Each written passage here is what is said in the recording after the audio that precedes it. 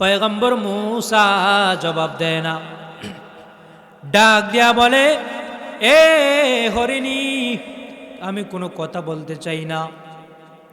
হরিণী তো চারে না, ও মূসা বলতেই হবে।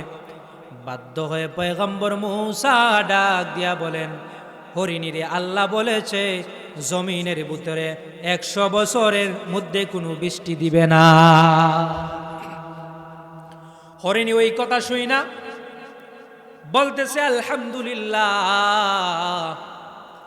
পয়গম্বর মূসা তাহাজ্জুব হইয়া চেহারার দিকে তাকায় রইছে, চোখের পানি জোর করে ছেড়ে দিয়ে কান্দে।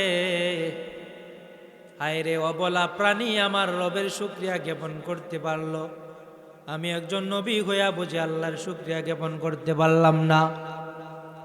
মূসা ডাক দিয়া বলে, হরিণী রে, কেন রে 100 বছরের কথা শুই নাও তুমি শুকরিয়া আদায় করলা? হরিণী রে, 100 বছরের ভিতরে তুমি ময়রা পুলিশ হয়ে যাইবা। ও হরিণী, কেন শুকরিয়া আদায় করলা রে? কোন দৃষ্টিকোণ থেকে নিয়ামতের শুকরিয়া আদায় করলা? হরিণী ডাক দিয়া বলে, এ মূসা, আল্লাহ তাআলা চাইলে তো এখানে 100 বছর নয় 1000 বছর বলতে পারতো। মূসা রে, আল্লাহ যে 1000 বছর না বইলা 100 বছর বলেছেন মাত্র, এই জন্য আল্লাহর শুকরিয়া জ্ঞাপন করেছি। 1000 বছরের কথা না কইয়া আল্লাহ যে 100 বছরের কথা কইছে, এই জন্য নিয়ামতের শুকরিয়া আদায় করছে। ঘুরায় যেই মাত্র আলহামদুলিল্লাহ বললে শুকরিয়া আদায় করা শুরু করছে, এমনি জমিনের মধ্যে আল্লাহ মশলদারে বৃষ্টি শুরু করে দিছে। বলেন সুবহানাল্লাহ। আচ্ছা কোন তো এখন মূসা আলাইহিস সালামের কেমনটা লাগে? এদিকে মূসা হরিণীর কাছে শরম পাইলেন, রাস্তা পরিবর্তন কইরাও জানটা বাঁচলো না।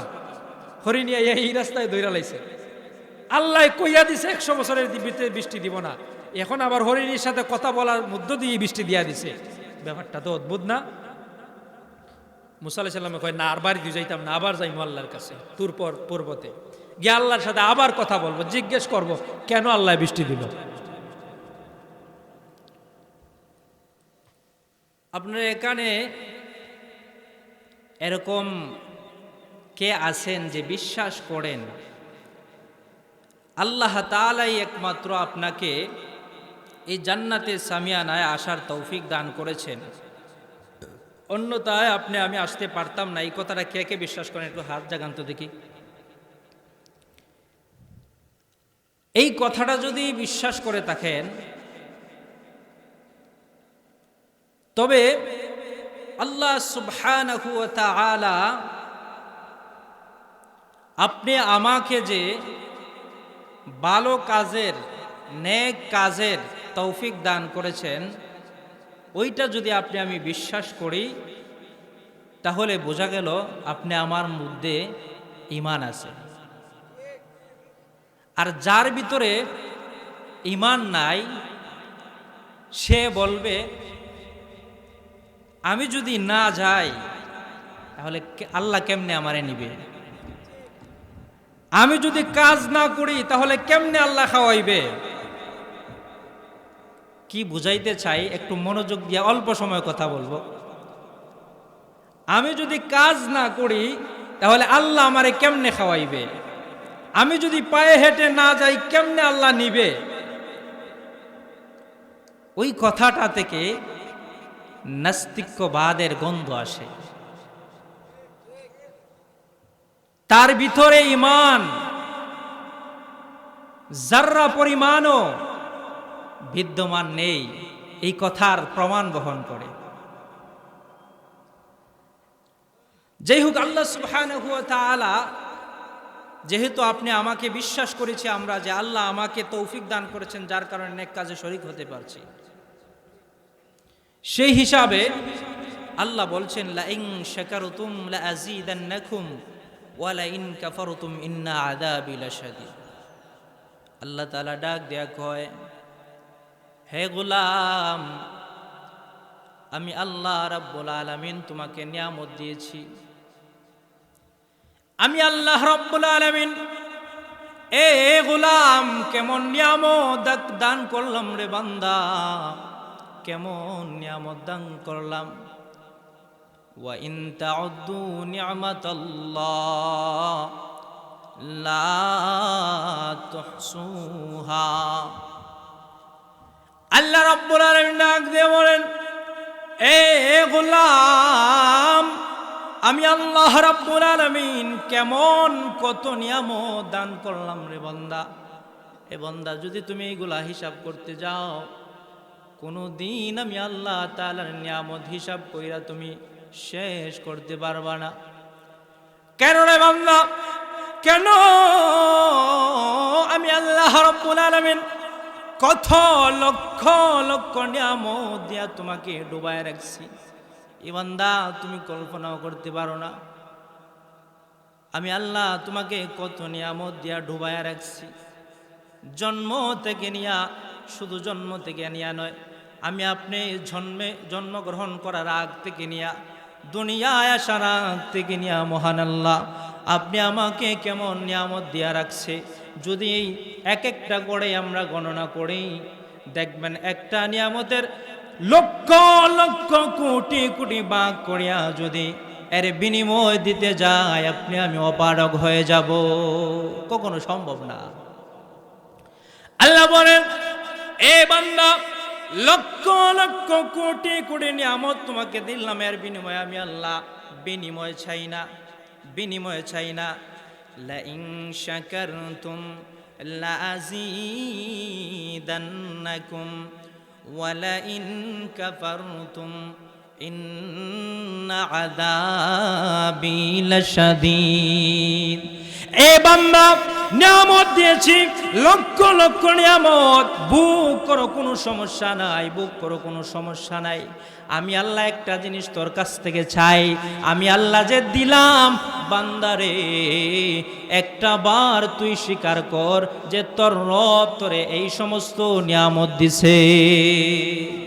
আল্লাহ বলেন, এ বান্দা, বিনিময় চাই না, ঠিক আছে, কিন্তু যদি তুমি স্বীকার করে নাও আমার রব আমাকে এগুলা দান করছে।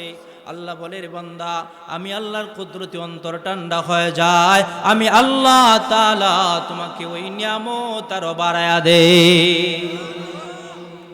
আমি আল্লাহ তাআলা খুশি হয়ে যাই, খুশি হইয়া তোমাকে ওই নিয়ামত আমি আল্লাহ আরো বাড়ায়া দে।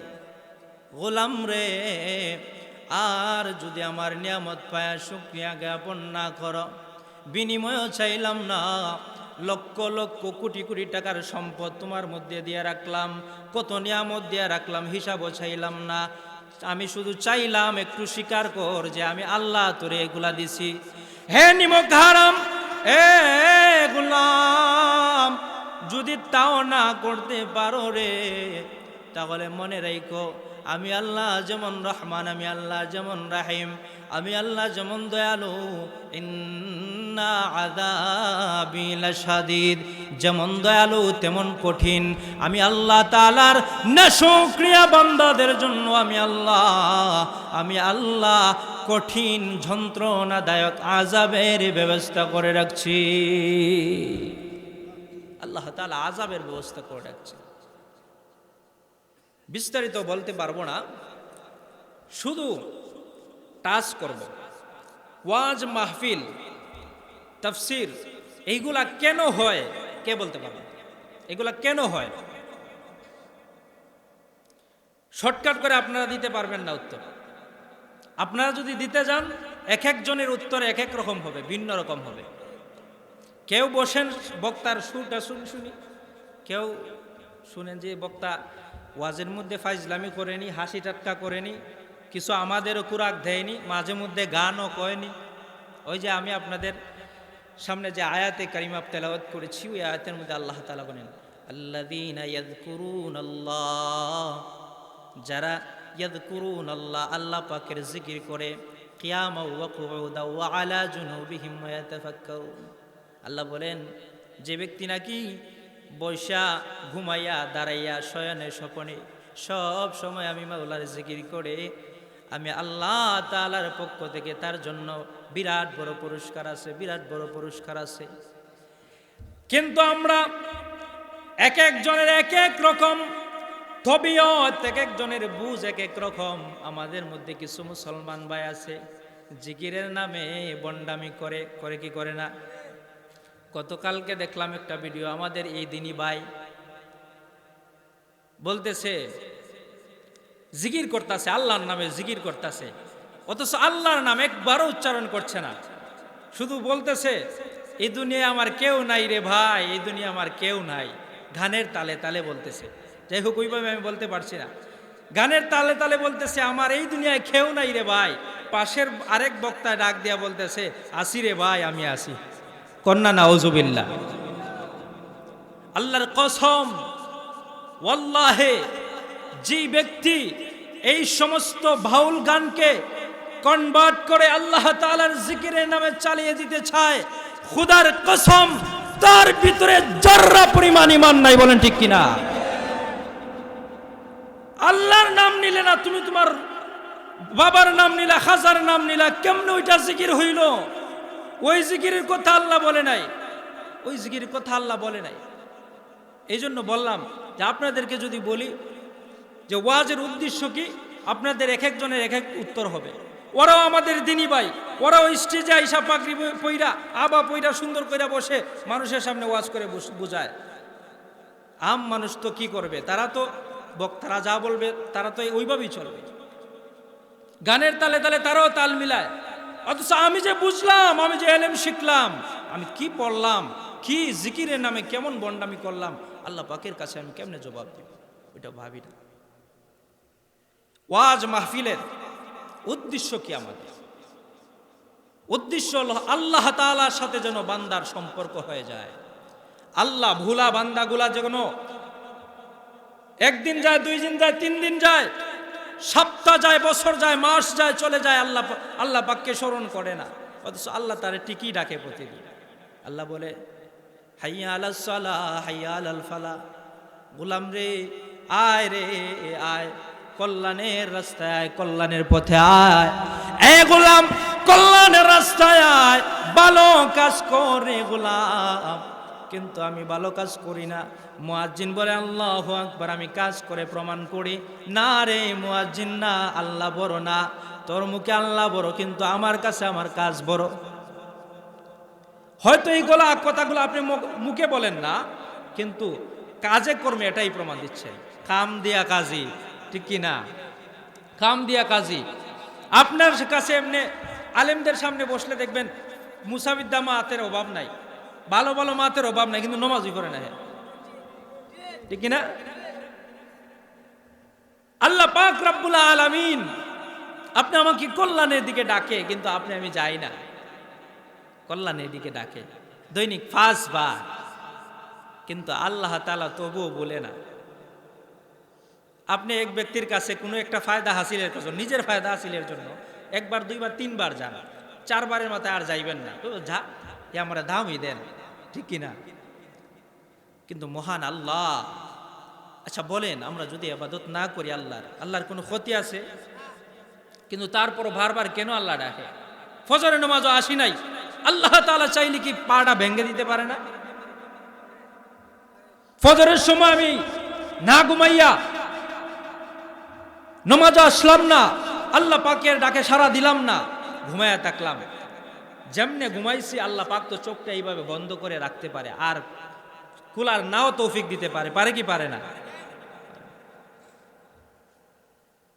গাড়ি দিয়ে রাস্তা দিয়ে হাইটা গাড়ি চইরা যাইতেছেন, গাড়ির তেল শেষ হয়ে গেলে আত্মীয় স্বজন বুঝে না, কিচ্ছু বুঝে না, শরম লজ্জা বুঝে না, পরিবেশ বুঝে না, গাড়ি থামিয়া যায়, জাগাত স্টপ, তেল নাই, আর চলবে না।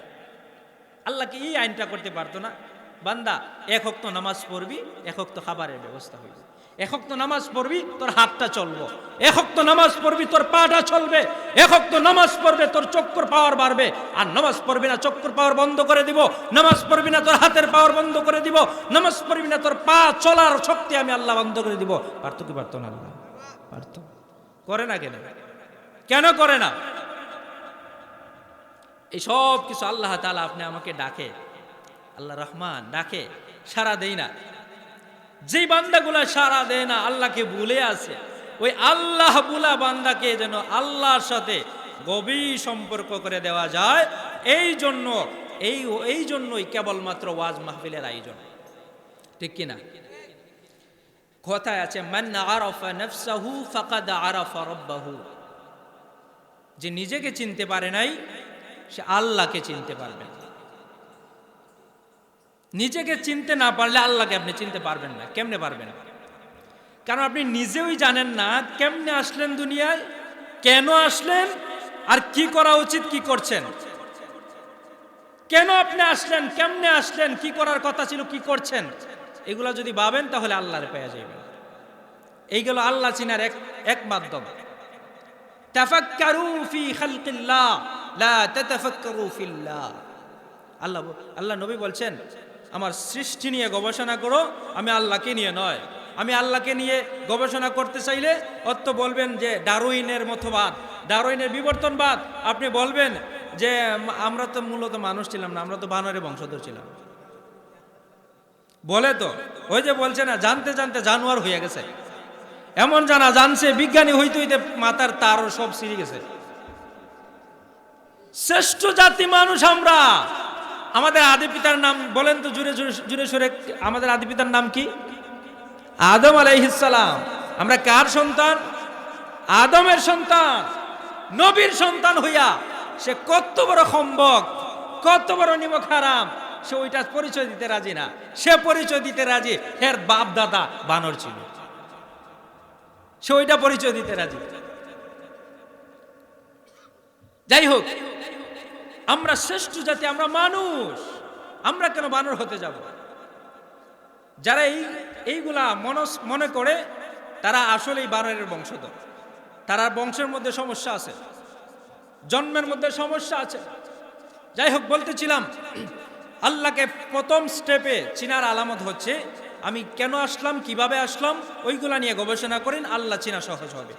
2 নম্বর, আল্লাহ তাআলা সূরাতুন নাহলের 66 নম্বর আয়াতের মধ্যে বলেন, ইন্না লাকুম ফিল আনআমি লাইবরাহ।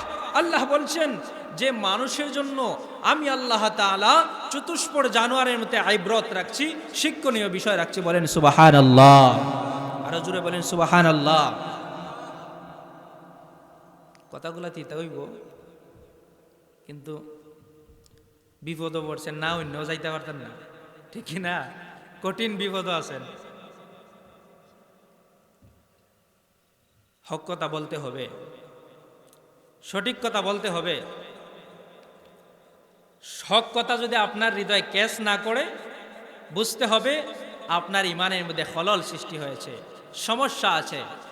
আজকে যদি আপনি মামুনুল হকের কথা শুনলে গায়ের মধ্যে চুলকানি ওঠে, মনে করবেন আপনার গায়ের মধ্যে ওই বানরের বংশধরদের রক্ত আছে। কথা বলেন ঠিক কিনা? ইমানের তাকাজা হলো, আপনার ভিতরে যদি ইমান থাকে তাহলে আগুনের স্ফুলিঙ্গের মতন টকবগে আপনার ভিতরে ইমান জ্বলে উঠবে।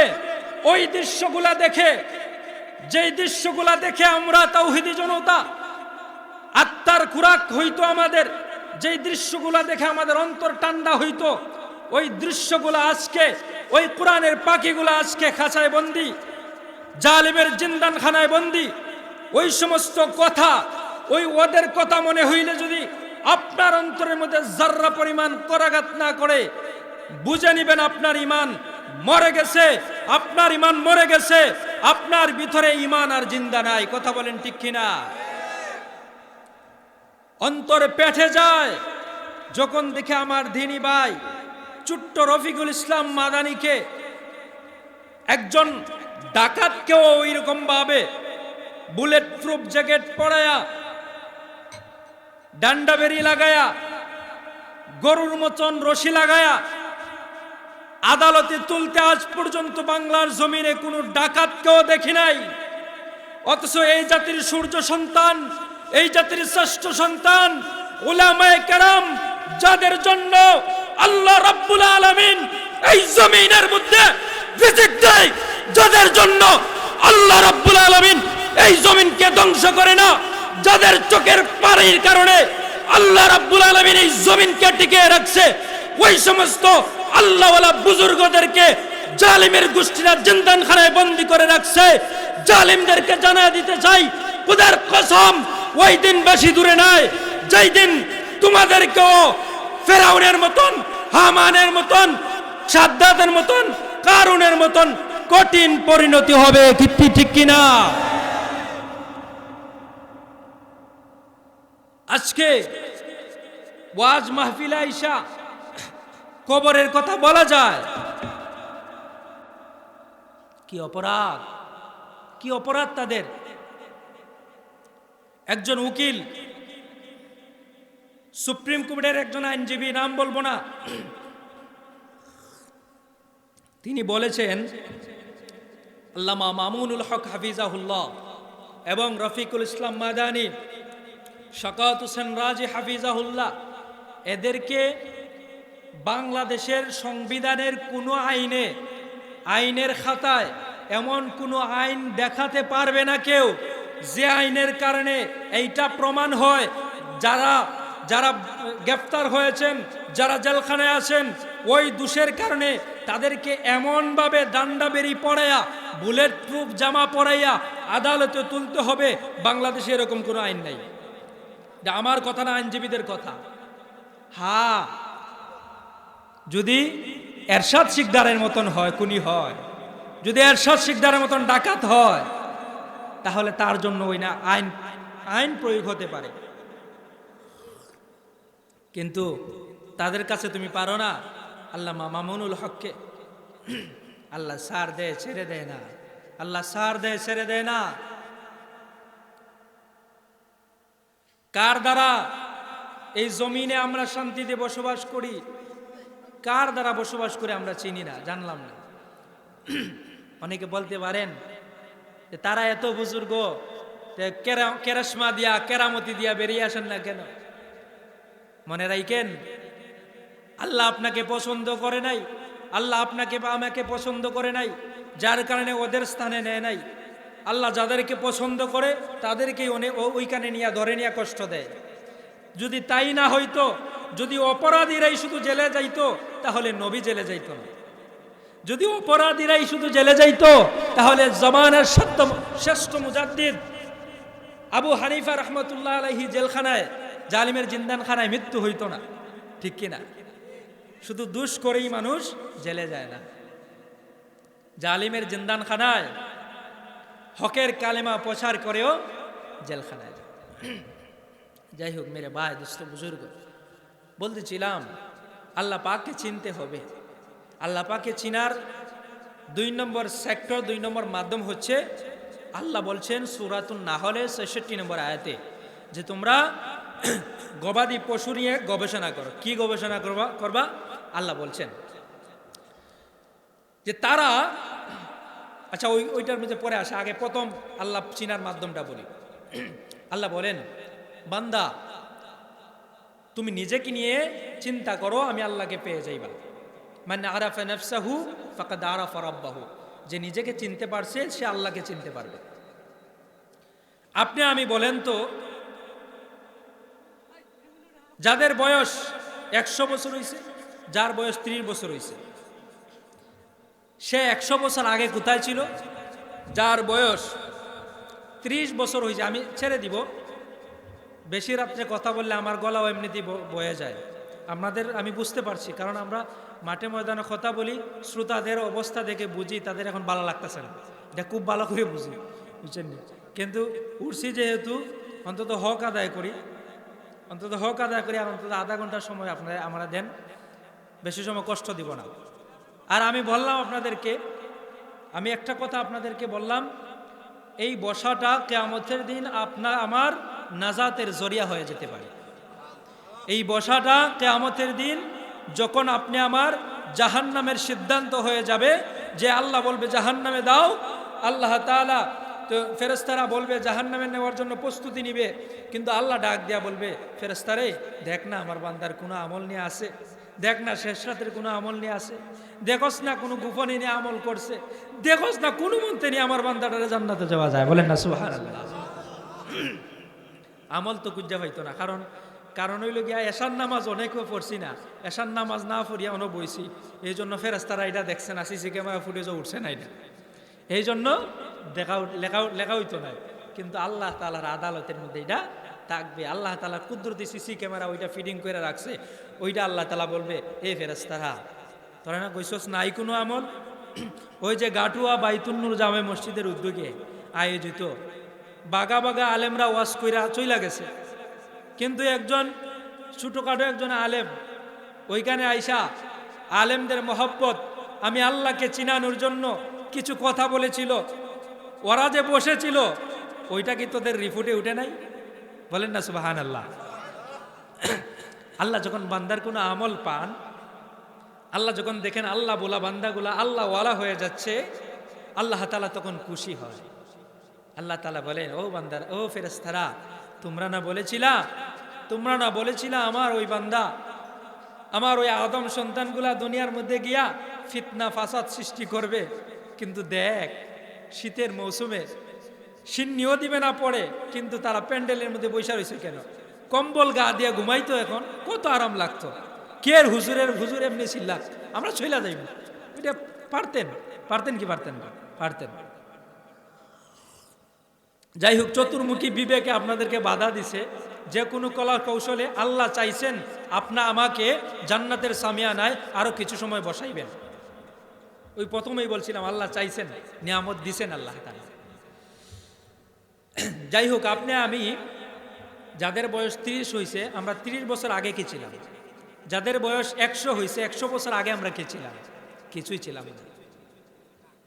যখন আমরা কিছুই ছিলাম না, তখন থেকে আল্লাহ তাআলা, বিস্তারিত বলার কোনো সিস্টেম নাই আমার কাছে, তখন আল্লাহ তাআলা নাপাক পানি থেকে আমাকে সৃষ্টি করিয়া প্রত্যেক 40 দিন পর পর আমার পরিবর্তন ঘটাইছে, রক্ত বানাইছে, হাড্ডি বানাইছে, মাংস গজাইছে, অল বডি স্ট্রাকচার বানাইছে, সুন্দর করে অবয়ব গঠন করছে।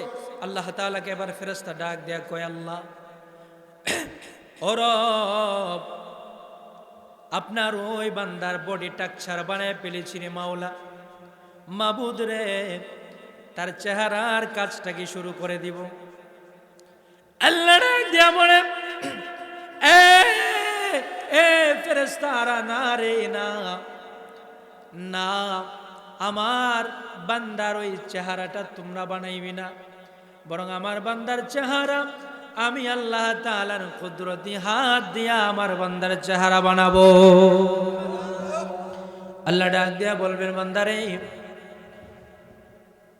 যেই চেহারা দিয়া আমি আল্লাহ তাআলাকে ডাকবি রে বান্দা, যেই চেহারার মধ্যে সম্মানী ললাট কপাল, যেই কপাল দিয়া আমি আল্লাহ তাআলারে সেজদা দিবি রে বান্দা, বান্দারে, আমি আল্লাহ তাআলা তোমার কাছ থেকে সেজদা নিব, আর ওই সম্মানী ললাট আমি ফেরেশতার হাত দিয়া বানাইতে চাই না, বরং আমি আল্লাহর কুদরতি হাত দিয়া বানাইতে চাই। আল্লাহ সুন্দর করিয়া প্রত্যেকটা মানুষকে বানাইয়া বলেছে, লাকাদ খালাকনাল ইনসানা ফি আহসানি তাকওয়িম। আল্লাহু আকবার বলেন। আল্লাহ বলেন, এ বান্দা, তোর সুন্দর চেহারা আমি আল্লাহ তাআলা নিজ হাত দিয়া বানাইলাম রে বান্দা। ও গোলাম, সুতরাং তুই কালা হস, সাদা হস, লম্বা হস, বেটে হস, কোনো অবস্থায় আল্লাহ তাআলার না শুকরিয়া করিস না, কারণ তোর চেহারাটাও বানাই আমি আল্লাহ বলেছি, লাকাদ খালাকনাল ইনসানা ফি আহসানি তাকওয়িম। আল্লাহ বলেন যে তোর চেহারা বানাইও, আমি বলছি লাকাদ খালাকনাল ইনসান, তোকে সুন্দর অবয়ব দিয়ে আমি আল্লাহ বানাইছি। সুতরাং ওই চেহারা নিয়া, ওই শরীর নিয়া, শক্তি নিয়া, বংশের মর্যাদা নিয়ে গর্ব করার কিছুই নাই। খলিকাল ইনসানু দাইফা, আল্লাহ আপনি আমাকে দুর্বল বানায় পাঠাইছে, কিসের এত বেড়াগিরি, কিসের এত বেড়াগিরি? ইতিহাস খুঁজলে দেখবেন আমরা নাফাক পানির তৈরি, কিসের এত বেড়াগিরি? আল্লাহ বলেন, বান্দা দেখ, আমি আল্লাহ তাআলা, তুই কিছুই ছিলে না, কিছুই নাই থেকে তোরে কত পলোয়ান বানায় দিলাম আজকে, আর আমি আল্লাহ তুই চিনলি না, আমি আল্লাহ চিনলি না। 2 নম্বর আল্লাহ তাআলা, যাই হোক অনেক কথা, এখানে অনেক কথা। মায়ের অদরে আমরা ছিলাম দীর্ঘ 10 মাস 10 দিন, ঠিক কিনা? আচ্ছা বলেন, কোন মানুষ শ্বাস আদান প্রদান ছাড়া পৃথিবীতে বেঁচে থাকতে পারে? পারে না। নিজের বিবেককে প্রশ্ন করেন। দীর্ঘ 10 মাস 10 দিন যে মায়ের পেটে ছিলাম আমরা, আপনি আমি, শ্বাস কেমনে ফালাইলাম, কেমনে শ্বাস নিলাম, আল্লাহ ওই জায়গায় কেমনে আমাকে জিন্দা রাখলো? বলেন না সুবহানাল্লাহ। ওইটা আমার মুখের কথা না, আল্লাহর কথা। আল্লাহ বলছে এইগুলা নিয়ে চিন্তা করতে। ওইগুলা নিয়ে চিন্তা করো যদি, তাহলে আমি আল্লাহরে পেয়ে যাইবে। অনায়াসে জবাব আসবে যে যেই কাজ করতে পৃথিবীর সব মানুষ ব্যর্থ, ওই জায়গার মধ্যে আল্লাহ তাআলা কুন বলেন ফায়াকুন হয়ে যায়। সুবহানাল্লাহ। পৃথিবীর কেউ যেটা পারে না, পারেন কে? আল্লাহ। আমাদের মেধা এটা ধরবে না কেমনে আমরা 10 মাস 10 দিন জীবিত ছিলাম ওই জায়গায়। না খাইয়া কয়দিন আপনি বাঁচতে পারবেন? কয়দিন বাঁচতে পারবেন? 2 দিন 3 দিন, সপ্তাহ, ধরলাম 1 মাস থাকলেন। একদিন তো সম্ভব না, 1 মাস তো সম্ভব না, ধরলাম তারপরে 1 মাস থাকলেন। কিন্তু দীর্ঘ 10 মাস 10 দিন কেমনে কেমনে? সুবহানাল্লাহ, সুবহানাল্লাহ। আল্লাহ এই জন্য, আল্লাহ নবী এই জন্য বলছেন, তাফাক্কারু ফি খালকিল্লাহ লা তাতাফাক্কারু ফিল্লাহ। গোলাম রে, আমি আল্লাহ তাআলারে চিনতে হলে আমি আল্লাহ কেমনে হইলাম ওইটা জানার দরকার নাই, তুই কেমনে আইছস ওইটা নিয়ে ভাব, দেখবে আমি আল্লাহরে পেয়ে যাইবে, আমি আল্লাহরে পেয়ে যাইবে। আল্লাহ সুবহানাহু ওয়া তাআলা দুনিয়ার মধ্যে আপনি আমাকে আগমন ঘটাইয়া দিছে। বলছিলাম প্রথমেই অনেক কথা বলা যাবে না, আগমন ঘটাইছেন দুনিয়ার মধ্যে আইসা, ওই মায়ের গর্ভ থেকে আইসা, ওই কে কে এই কথা বলেছেন, আম্মা আমাকে বাদ দাও? কে বলেছেন? আসেননি কেউ? বলছেন নি আম্মা আমার প্রস্রাবে ধরেছে, টয়লেটে ধরেছে? বলতে পারছি? আল্লাহু আকবার। আল্লাহ সুবহানাহু ওয়া তাআলা রব ডাক দিয়া বলে, এ গোলাম রে, এ গোলাম, আমি আল্লাহ তাআলা রে তোর মায়ের রেহেমের সাথে, তোর মায়ের অন্তরের সাথে তোর কান্নার আওয়াজের একটা সুন্দর মায়া মহব্বত পয়দা করিয়া দিলাম। গোলাম রে, তোমার মা যখন তোমাকে কুলে নিয়ে বসে থাকে, তুমি যখন কান্দো, তোমার কান্নার আওয়াজ শুই না মা বুঝতে পারে আমার কলিজার দনের বুঝি পেটে খিদা লাগছে। সন্তানের কান্নার আওয়াজ শুই না মা বুঝতে পারে আমার সন্তানের বুঝি কষ্ট হচ্ছে, আমার সন্তানের বুঝি প্রস্রাব পায়খানার হাজত ধরেছে। অথচ একটা কান্নার আওয়াজের সুরও এক জাত, ভিন্ন নয়, কিন্তু মায়ের কাছে এক একটা কান্নার অর্থ ভিন্ন। সুবহানাল্লাহ। মা বুঝে সন্তানের ওই কান্নার অর্থ কি হতে পারে, ঠিক কিনা? এই জন্য দেখবেন ছোট ছোট বাচ্চারা যখন চিৎকার করে, কান্না করে, আপনি যতই আদর করেন, কুলে নেন, সে কানবেই, কিন্তু মা কুলে নিলেই বেশ ঠান্ডা, ঠিক কিনা? ওইটা কে করছে? আল্লাহ বলে যে দেখ, ওইগুলা নিয়ে চিন্তা কর, আমি আল্লাহ তাআলা তোমাকে কেমনে দুনিয়ার মধ্যে পাঠাইলাম, কিছুই বুঝতা না, মাকে বাবাকে, কে বেটা আর কে বেটি ওইটাই তো তুমি বুঝো না, কিন্তু বাবার কুলে গেলে তুমি কান্দো, অথচ মায়ের কুলে বসলে পড়ে কান্দা শেষ। ওইটা আত্মাধিক সম্পর্ক কে সৃষ্টি করে দিছে? আল্লাহ। আল্লাহ তাআলা দীর্ঘ 2 থেকে 2.5 বছর পর্যন্ত আপনি আমার জন্য একটা সুস্বাদু খাবারের ব্যবস্থা করে দিয়েছেন। খাবারটা সবাই খাইছি তো ইনশাআল্লাহ? সবাই খাইছি। আল্লাহ তাআলা দেখেন কত বড় রহমান। এইগুলাকে কিন্তু আমরা ন্যাচারাল মনে করি, প্রাকৃতিক বিষয় মনে করি, অথচ আল্লাহ বলছে এগুলো নিয়ে গবেষণা করো। আল্লাহ জানে বেশি যদি গরম হয় ওই কচি বাচ্চা তার জিহবা পুড়ে যাবে। আল্লাহ জানে বেশি যদি ঠান্ডা হয় তাহলে তার ঠান্ডা লাগবে, কাশি হবে। এই জন্য এয়ার কন্ডিশন সিস্টেম আল্লাহ সুবহানাহু ওয়া তাআলা এমন সুন্দর করে সুস্বাদু খাবারের ব্যবস্থা করে দিয়েছেন, যেই খাবারের ব্যাপারে পৃথিবীর সব ডক্টররা বলেছে মায়ের বুকের খাবারের চাইতে সন্তানের আর কোনো বিকল্প নাই। ঠিক কিনা? সুবহানাল্লাহ। পৃথিবীর সব ডাক্তাররা মিল্লা মায়ের বুকের খাবার তৈরি করতে পারবে না। আল্লাহ বলে চিনোস না কেন আমি আল্লাহ তাআলা রে? তোরে আমি আল্লাহ তাআলা সৃষ্টি করলে আমার লাভ কি?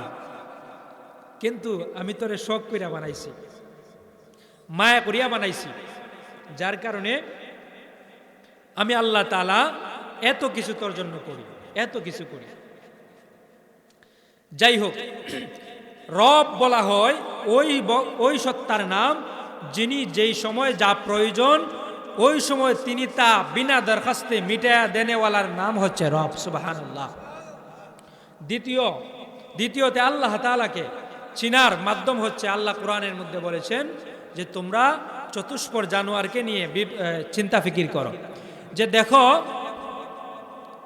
আমি আল্লাহ সুবহানাহু ওয়া তাআলা দুধ গাভীর উলুন থেকে বের করে দেই, অথচ এই দুধের নির্গয় স্থল হচ্ছে গোবর এবং রক্ত। কোরআনের কথা, সূরাতুন নাহলের ৬৬ নম্বর আয়াত। সূরাতুন নাহলের ৬৬ নম্বর আয়াতে আল্লাহ বলছেন আমি যে দুধ খাই এই দুধটা গোবর এবং রক্ত তাইকা। আচ্ছা বলেন, আজ পর্যন্ত দুধের মধ্যে কোনো গোবরের গন্ধ পাইছেন? রক্তর কোনো সিটা পাইছেন? কে করছে? কে পারে এইগুলা?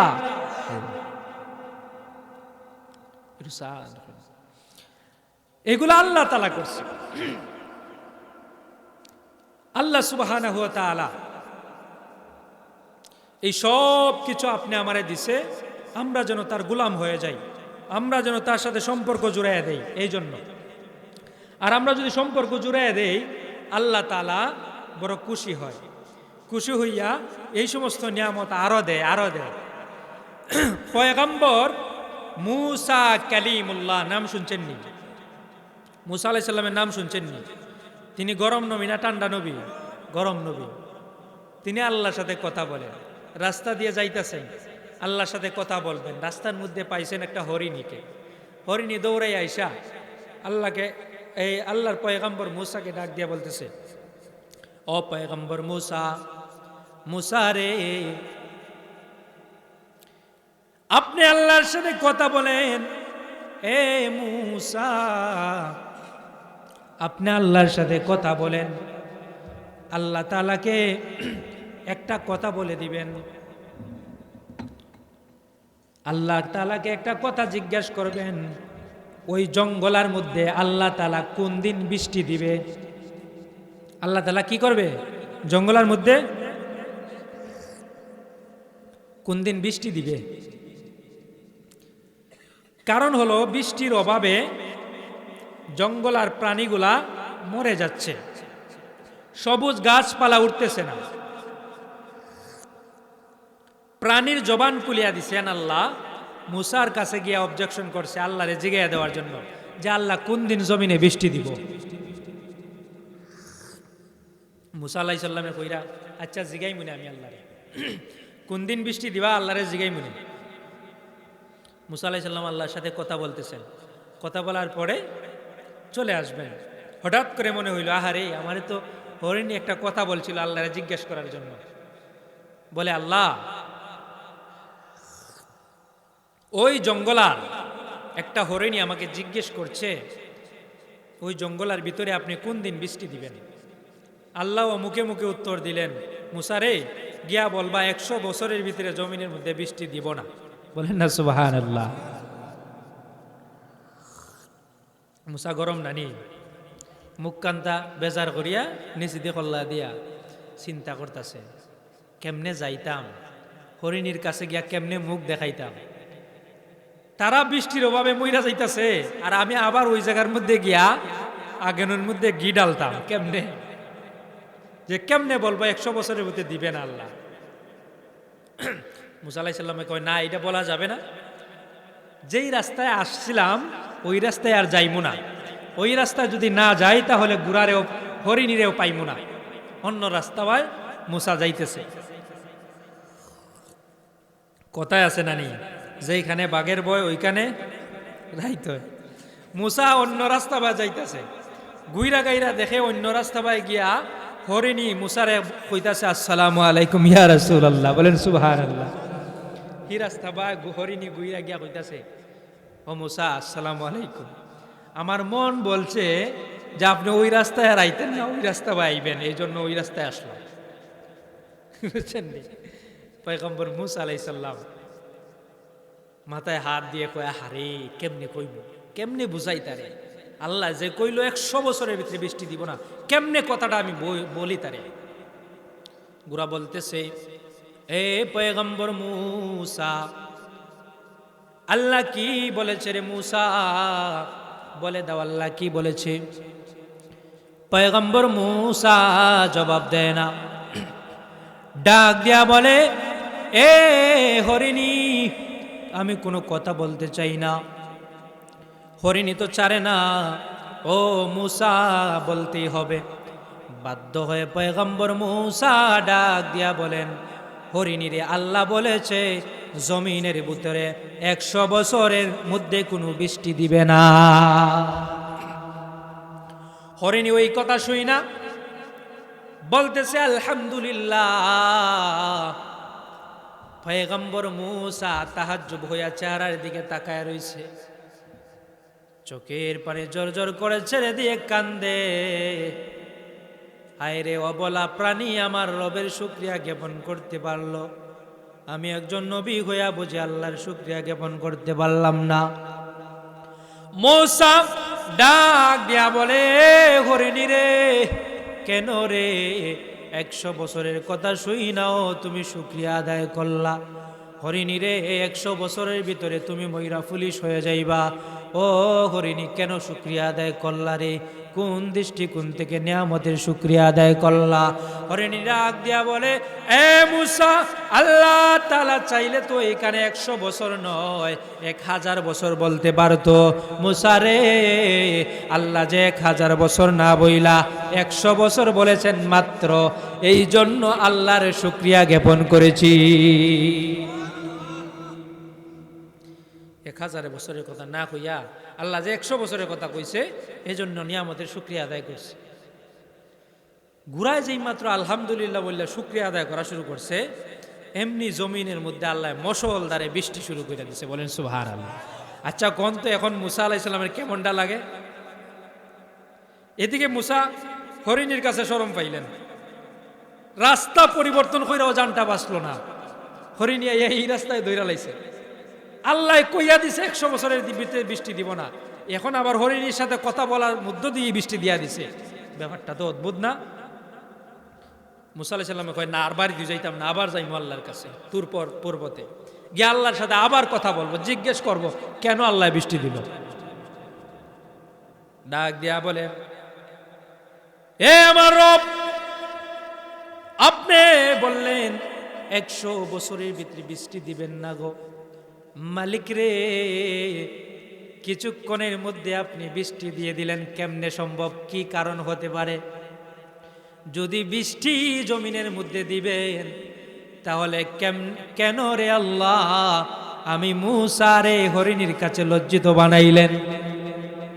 আল্লাহ ডাক দিয়া বলে, মুসা রে, আমি আল্লাহ বড় রহমান, আমি আল্লাহ বড় রহিম।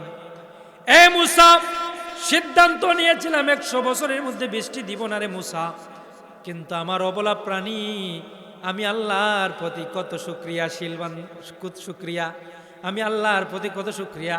100 বছরের কথা শুননাও নারাজ হয় না, আলহামদুলিল্লাহ বলে ফেলছে। আমি আল্লাহর কুদরতি অন্তরে ঠান্ডা হয়ে গেছে, আমি আল্লাহর কুদরতি অন্তরে জোশ পয়দা হয়ে গেছে। এ মুসা, মুসা রে, আমি আল্লাহ আর বরদাস্ত করতে পারি নাই, সঙ্গে সঙ্গে জমিনের মধ্যে বৃষ্টির ব্যবস্থা করে দিয়েছি। বৃষ্টির ব্যবস্থা সঙ্গে সঙ্গে কইরা দিছি। কেন কইরা দিছি? নিয়ামতের শুকরিয়া আদায়ের এই জন্য। ওই যে আল্লাহ যে দামি দামি নিয়ামত দিচ্ছে, ওইগুলা শুকরিয়া যদি আদায় করি, ওইগুলা আরো ভালো কাজ করবে। যেমন একটা চক্ষু যার নাই, তাকে জিজ্ঞেস করবেন, ভাইরে তোর যে চক্ষু নাই, কেমন লাগে দুনিয়াটা? যার একটা হাত নাই, তার জিজ্ঞেস করবেন, ভাইরে তুই যে দুনিয়ার মধ্যে চলো, তোমার দুনিয়াটা কেমন লাগে? দেখবেন হাতের কত মূল্য। কোটি টাকার বিনিময়েও কেউ তার একটা অঙ্গ আরেকজনকে দিতে চায় না, কেউ চায় না। সন্তান বাবাকেও চায় না, বাবা সন্তানকেও চায় না, মা সন্তানকে চায় না, মা সন্তানও মাকে চায় না। এজন্য দুনিয়ার আখিরাতের এক নমুনা আল্লাহ বলছেন, ইয়াউমা ইয়াফিরুল মারউ মিন আখি ওয়া উম্মিহি ওয়া আবি ওয়া সাহিবাতিহি ওয়া বানি। রব ডাক দিয়া কয়, হে গোলাম রে, দুনিয়ার মধ্যে তোমরা মনে করতেছো তোমার মা আপন, তোমার বন্ধু আপন, তোমার সন্তান আপন, তোমার বাবা আপন। না রে গোলাম, না, কেউ তোর আপন না। কিয়ামতের ময়দানে তুমি যদি যারা পরিমাণ গুনার নেকির জন্য আটকা পড়ে যাও, গোলাম রে, তুমি তোমার মায়ের কাছে যাইবা, মাকে গিয়ে বলবা, রে মা, দুনিয়ার মধ্যে একটা পিপিলিকায় কামড় দিবে আমারে, ওইটা তুমি সহ্য করতে না। এ বাবা, পামাতার গাম পায়ে ফেলায়া আমাকে কত লালন পালন করলা, বাবা রে, আজকে কিয়ামতের ময়দানে যারা পরিমাণ একটা নেকি দিয়ে আমাকে হেল্প করো। মা বাবার জবাব আসবে, এরে সন্তান, তুমি কোথায় থেকে সন্তান হইলা?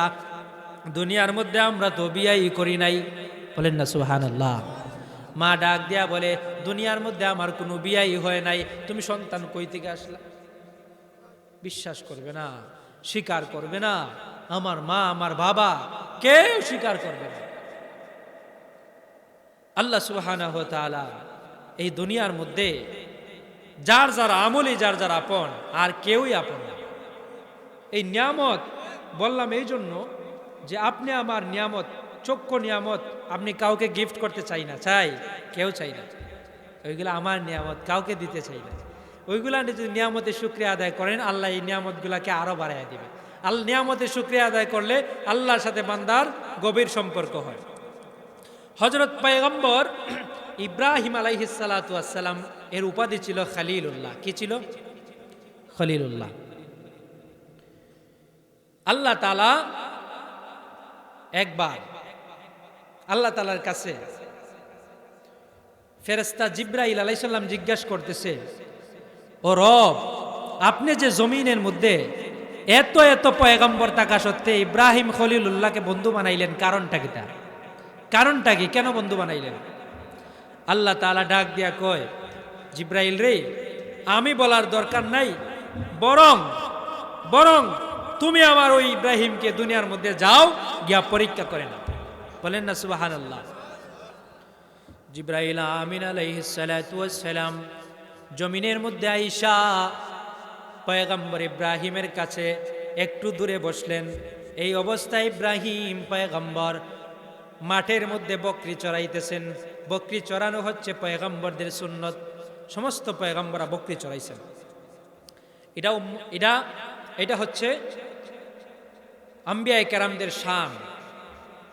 কারণ মানুষকে কন্ট্রোল করা আর ছাগলের ফালরে কন্ট্রোল করা একই কথা। গরু রাখা সহজ, কিন্তু ছাগলের পাল রাখা এত সহজ না। এদিকে দৌড়বে, এদিকে দৌড়বে, আপনি একটারও আটকাইতে পারবেন না, কন্ট্রোল করতে পারবেন না। ওই ছাগল রাখিয়া নবীদের ধৈর্যের পরীক্ষা নিছেন আল্লাহ। বলেন না সুবহানাল্লাহ। আল্লাহ তাআলা বললেন, তুমি যাও, নিজে গিয়ে পরীক্ষা করে নাও। জিবরাইল আইসা দূরে দূরে জিকির করে, আল্লাহ আল্লাহ আল্লাহ। একটু জিকির করেন, আল্লাহ আল্লাহ।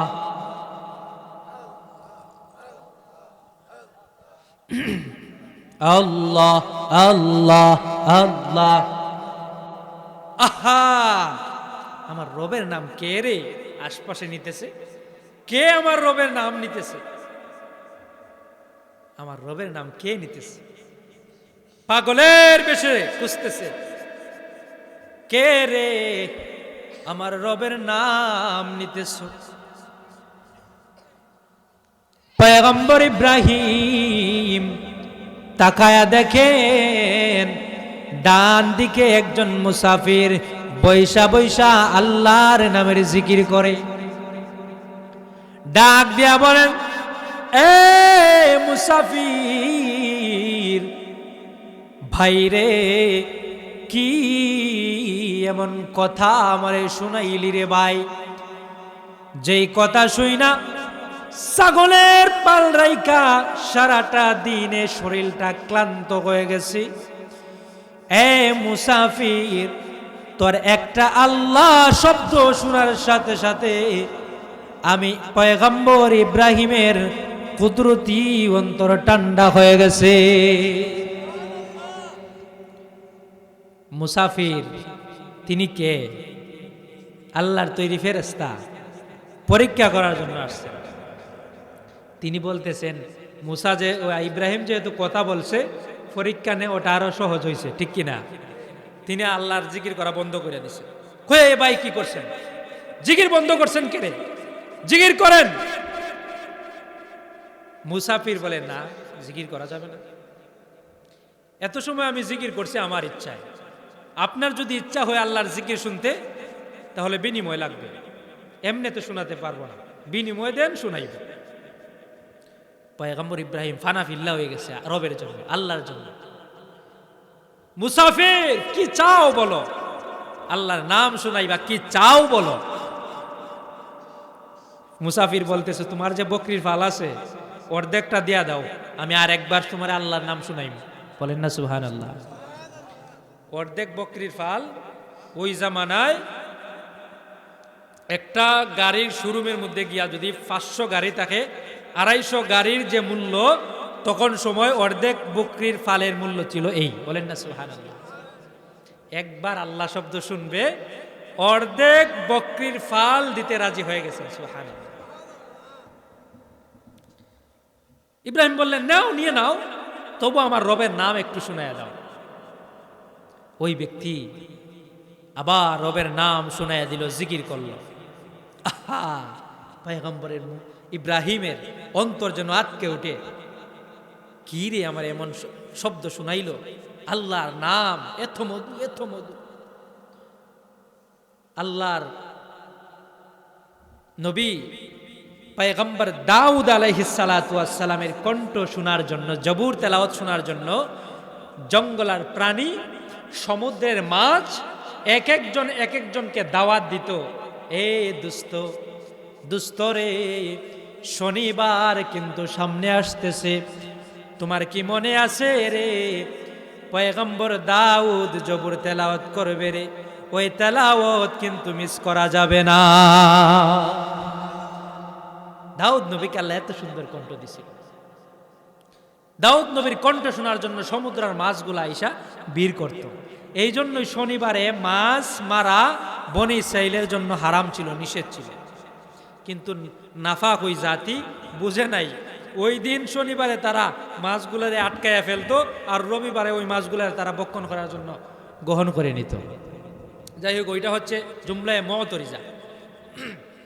পয়গম্বর দাউদ আলাইহিস সালাতু ওয়াস সালামের কণ্ঠ এত সুন্দর, আর আল্লাহ যেই ফেরেশতাকে পরীক্ষা নেওয়ার জন্য পাঠাইছেন, ওই পরীক্ষার আল্লাহ শব্দের মধ্যে কেমন মজা থাকবে। সুবহানাল্লাহ। মান রাদিয়া বিল্লাহি রাব্বা ওয়া বিল ইসলামি দীনা,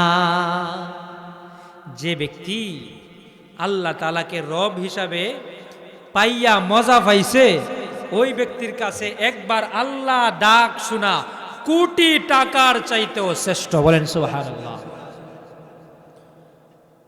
পয়গম্বর ইব্রাহিম নবী আলাইহিস সালাতু ওয়াস সালাম দ্বিতীয়বার আল্লাহ নাম শোনার জন্য আবদার জানাইলেন। মুসাফির ডাক দিয়া বলেন, এরে ভাই এবার কি দিবেন বলেন। ইব্রাহিম বললেন, দিয়ে দিলাম, আমার বাকি ছাগলের ফালটাও দিয়ে দিলাম। কেউ উঠেন না, সর্বোচ্চ 5 মিনিট। পয়গম্বর ইব্রাহিম নবী আলাইহিস সালাতু ওয়াস সালাম 2 নম্বর বার শুনলেন, ছাগলের ফাল দিয়া দিলেন। আবার ডাক দিয়া বলে, মুসাফির রে যায়ও না রে, যায়ও না, আমার রবের নাম আরেকবার আমারে শোনায় দাও। পয়গম্বর ইব্রাহিম বেহুশ হয়ে যায়। মুসাফির জিব্রাইল তো মূলত আসছে পরীক্ষা নেওয়ার জন্য, একটু ডিমান্ড ওইটা বলে, না রে না, শোনানো যাবে না। কাকতে মিনু শুরু করে দিল। পয়গম্বর ইব্রাহিম ডাক দেয়া বলে, এ মুসাফির ভাই, আমার তো এখান কোনো আর সম্পদ নাই, সব সম্পদ তোমারে দিয়া দিছি, সব ছাগল তোমারে দিয়া দিছি। হে মুসাফির ভাই, তবে আমি তোমার কাছে একটা ওয়াদা করতেছি, তোমার ওই ছাগলগুলা রাখার জন্য তো রাখাল প্রয়োজন। আমি ইব্রাহিম ওয়াদা দিলাম রে, তোমার ওই ছাগলগুলাকে বাকি জিন্দেগির রাখাল আমি হয়ে গেলাম, তবু আমার রবের নাম আমারে শোনায়া যাও। আরেকবার আমার রবের নাম শোনায়া যাও। অথচ তিনি নবী, আল্লাহর জিকির ওইদিকে হয়, ফাঁসাটা মুসর দিয়া আমরা মুসলমান চলে যাব, ঠিক কিনা? কেন যায়? ওই যে মান রাদিয়া বিল্লাহি রাব্বা, আল্লাহ তাআলারে রব হিসেবে পাইয়া সে সন্তুষ্ট না। আল্লাহরে রব হিসেবে পাইয়া সে সন্তুষ্ট না। নমাজ পড়া কেউ স্বাদ পায়, সে সেজদা লম্বা দিলে আরো মজা লাগে, ইমাম সাহেব লম্বা কেরাত করলে তার আরো মজা লাগে, ঠিক কিনা? আর কারো কাছে বিরক্তি লাগে, এই কি ইমাম সাহেব মাগরিব ওয়াক্ত তেলাওয়াত আরম্ভ করে দিছে, আম্মা ইয়াতাসাল, কিন্তু ইমাম সাহেবের কোনো সেন্স নেই, ইমাম সাহেবের কোনো বিভাগ বিবেচনা নাই। আল্লাহ তোমারে যা বিভাগটা দিছে, 24টা ঘন্টা আল্লাহ তোমারে সময় নামক নিয়ামত দিল, জাস্ট হিসাব করেন 5 ওয়াক্ত মিলাইয়া 2 থেকে 2.5 ঘন্টা সময় হবে 5 ওয়াক্ত মিলাইয়া। ফজরের সময় 10 মিনিট 15 মিনিট, জোহরের সময় 10 মিনিট, আসরের সময় 5-7 মিনিট, মাগরিবের সময় 5-7 মিনিট, সব মিলিয়ে ধরলাম 2 ঘন্টা 3 ঘন্টা হইল, ধরলাম 4 ঘন্টা সময়। 24টা ঘন্টার মধ্যে তুমি কত নিমক হারাম, তোমার বিবেক কোথায়? 24টা ঘন্টার মধ্যে 4 ঘন্টা আল্লাহ তাআলাকে দিতে পারো না, অথচ এই আল্লাহ তোমার সময় দিছে। বাকি 20 ঘন্টা তুমি তোমার নিজের কাজ করো না, আল্লাহ তো বাধা দিছে না। আল্লাহ তো এটা কইছে না ইমাম সাহেবের মতন মসজিদে আইয়া ইমামতি লইলাও, আল্লাহ এটা কইছে? আল্লাহ তো কইছে না।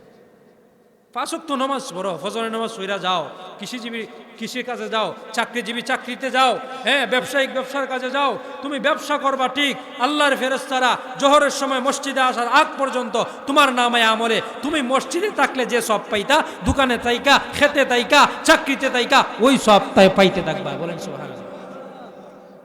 আল্লাহ আর কি করবে আপনার জন্য? আর করবেটা কি?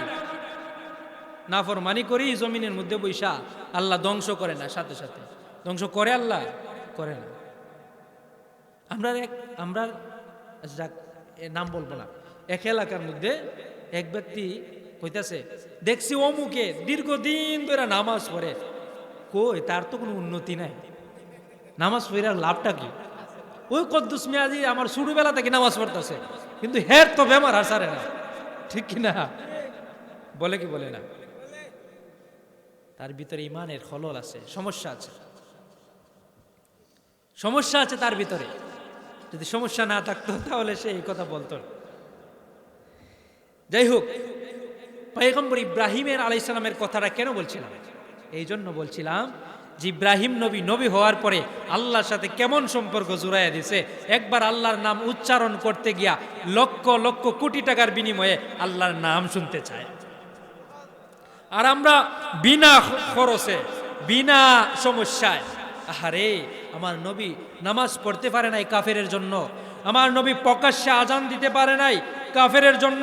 আজকে আমরা তো মাইক বাজায় আজান দিতে পারি, আজকে আমরা তো আইসা মসজিদে নামাজ পড়তে পারি, কেউ আমাকে বাধা দেয় না, কেউ আমার মাথার মধ্যে বন্দুক ধরে না, কেউ আমার বুকের মধ্যে ইয়ার গান ধরে না। আপনি আমি অনায়াসে আল্লাহর জিকির করতে পারি, নামাজ পড়তে পারি, ইবাদত করতে পারি, তবুও করি না। আর তারা কত কষ্ট করে আল্লাহর ইবাদত করছে। আল্লাহরে পাইতে হলে কেমনে পাইব বলেন? কিয়ামতের ময়দানে অন্তত তো উসিলা দইরা অন্তত বায়া দইরা কোনো কৌটায় নিয়ে আমারে জান্নাতে দেওয়া যায়, আল্লাহ চেষ্টা করবে।